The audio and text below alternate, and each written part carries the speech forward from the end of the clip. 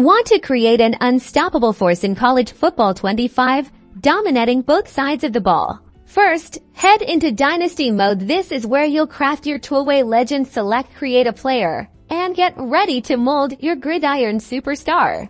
Now for the fun part, customization. Start by choosing a position that reflects your Twoway vision. Wide receiver, defensive back, or running back. Linebacker are popular choices, but experiment to find what you like. Don't worry too much about starting ratings just yet.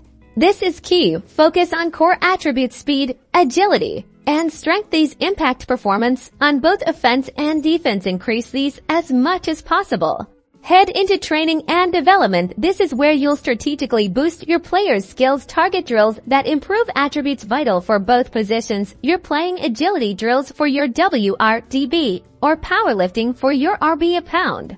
Watch as your creation becomes a true Twoway threat, leaving opponents stunned by their versatility. Subscribe for more college football 25 tips and tricks.